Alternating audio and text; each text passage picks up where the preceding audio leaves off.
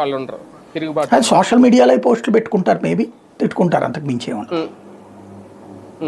కానీ సంక్షేమం విషయంలో అంటే ఒక ఏడాది అయిపోయిన తర్వాత సంక్షేమం అనేది ఇవ్వకపోతే రేపొద్దున్న ఖచ్చితంగా ఓటు బ్యాంక్ మీద అది దెబ్బ పడుతుందని ప్రభుత్వం ఏమైనా ఆలోచిస్తుందా? బాబు గారు ఏమైనా ఆలోచిస్తున్నారా? నిన్న పాలిట్ బ్యూరోలో అదేమైనా కనిపించిందా? ఇప్పుడు మనకి భోజనం కళ్ళెదురుగుండా మొత్తం కడుపు నిండా పెట్టారనుకోండి, పంచభక్ష పరమాన్నాలు, బాగా ఆకలితో ఉండేటటువంటి వాడు 4 తినగానే కడుపు నిండిపోతుంది, వామ్మో అన్నట్టు ఉంటుంది వాడికి.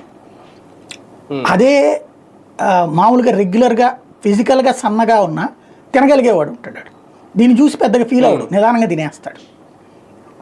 ఈ రెండింటి మధ్య ఉన్నటువంటి తేడానే ఇక్కడ కూడా. జగన్ అనేటటువంటి వాడు ఎదురుగుండా అన్నీ పెట్టాడు, పెడితే ఆ బొక్కలే వాడు జేబులో ఇచ్చాడా అనిపించాం మనం. ఓడగొట్టాం జగన్ని ఓడగొట్టాక సంక్షేమ పథకాలు లేకపోతే నా ఓట్లు పోతాయని చంద్రబాబు ఎందుకు అనుకుంటారు? నాకు తెలియక అడుగుతాను. ఇంటికి తెచ్చి మరి డబ్బులేసి డీబీటీ కింద డబ్బులు వేసాకనే పోయినాయి. అక్కడ డీబీటీ కింద డబ్బులు వేసాకే పోయాక ఇంకా అసలు ఎందుకు ఆలోచిస్తారు చంద్రబాబు? కొంత ఉంటుందిలే, అది సహజం అంటారు.